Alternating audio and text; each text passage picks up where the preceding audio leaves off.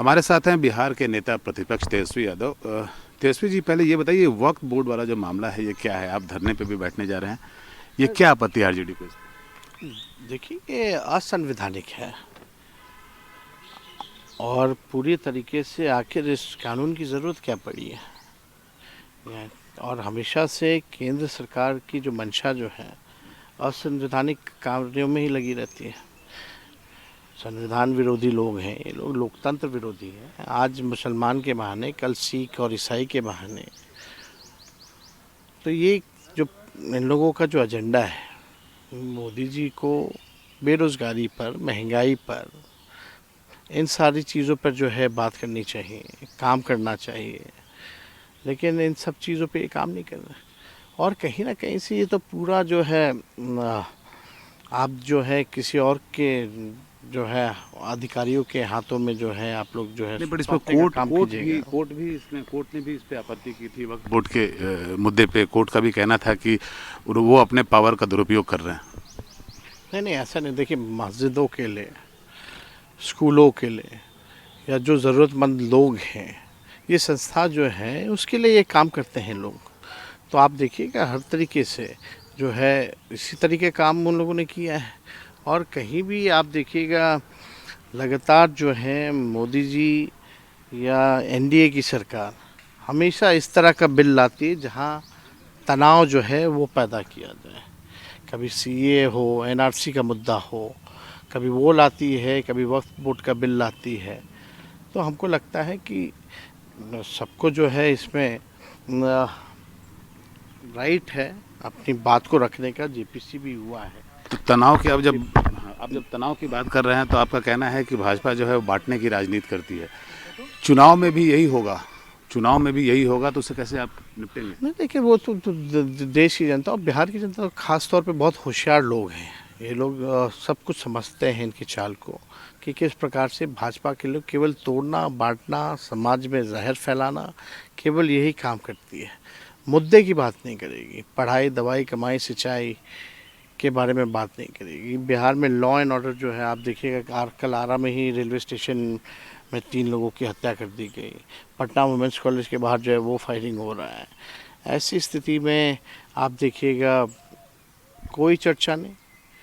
आप बजट देख लीजिए केंद्र सरकार का, बिहार के लिए कुछ नहीं। तो हमको लगता है कि बिहार की जनता होशियार है और इन सब चीज़ों को समझते हैं। और लास्ट बार तो ये हारते हारते रह गए। अब चाहे किसी भी संस्था का इन्होंने जो है दुरुपयोग किया हो, लेकिन इस बार बिहार के लोग जो हैं चौकन्ने हैं और इनके साजिश में फंसने वाले नहीं हैं। तो इसमें आपकी भी बड़ी चर्चा हुई, आपने टीका भी लगाया, टोपी भी पहनी दरभंगा में, और उसकी बड़ी चर्चा हुई।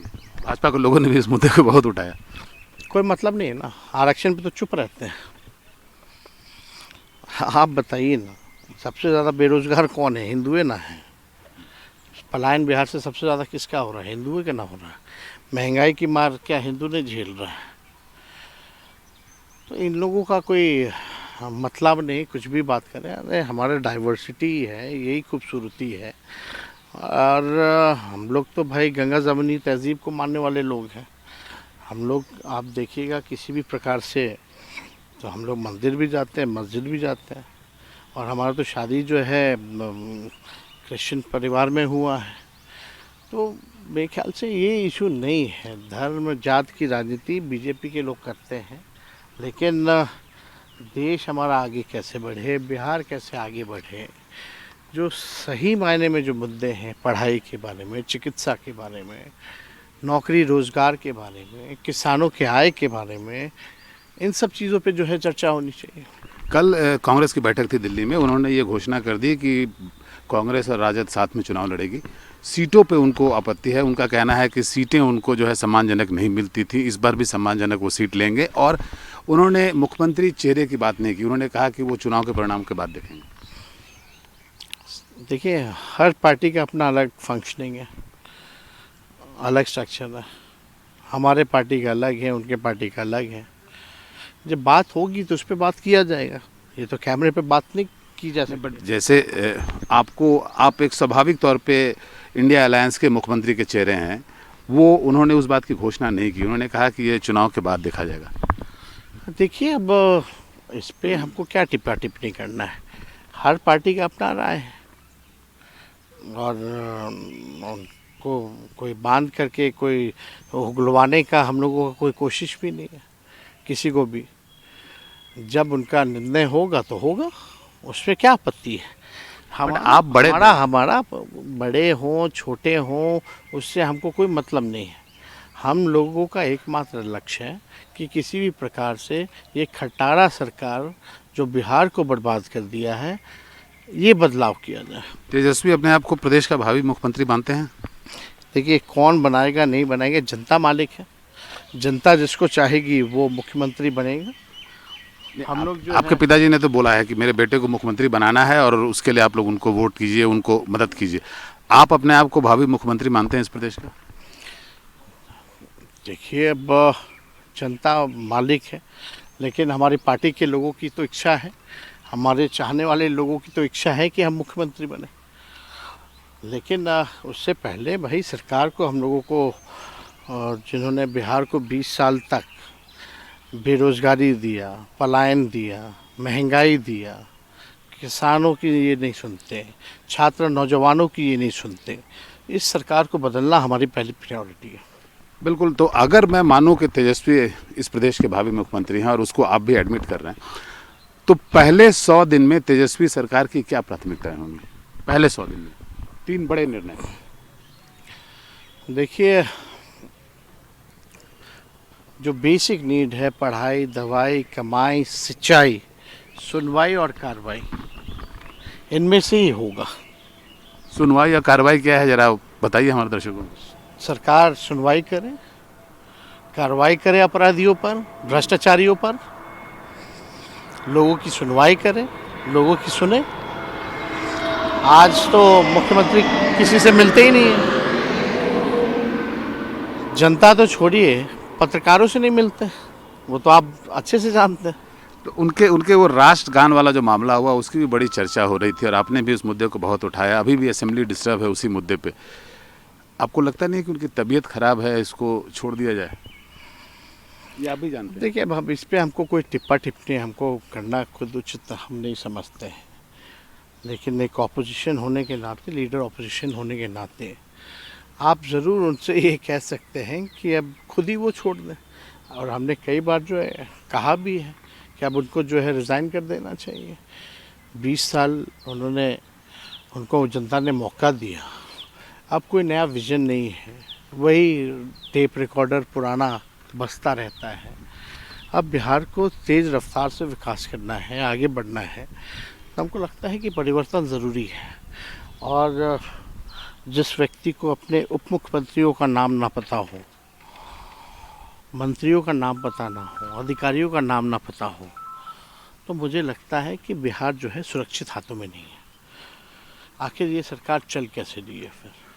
तो ये सवाल तो खड़े हो रहे हैं। आपने सरकार के चलने के तरीके पे भी सवाल उठाए थे। 2025 अब चुनाव आपके सर पे है।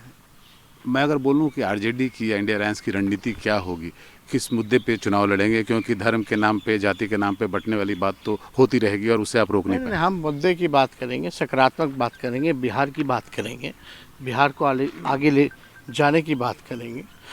ना धर्म, ना जात, आप सब गरीबी के बारे में चर्चा होनी चाहिए। इन सारे महत्वपूर्ण जो बिंदु हैं, जो ज़रूरत है बिहार की, उस पर चर्चा होनी चाहिए। आपके विरोधी जो है आपको और आपके परिवार को भ्रष्टाचार के मुद्दे पे घेरते रहते हैं। आप चाहे वो ईडी हो या सीबीआई हो, हर कुछ दिन के बाद आपके दरवाजे। आप बताइए, अब इसका क्या जवाब दे सकते हैं? अब हमको बोलते हैं कि 4 साल की उम्र में से हम घोटाला करना। अब ये इतनी छोटी टिप्पणी, किस मानसिकता के लोग हैं ये, अब समझ में नहीं आता। आप किसी से भी पूछो कि 4 साल के बच्चे जो हैं, क्या वो घोटाले करेंगे सरकार में? क्या क्या मुद्दा है इनके पास? कुछ तेजस्वी के खिलाफ एक मुद्दा नहीं है। अगर है तो कार्रवाई करें ना भाई।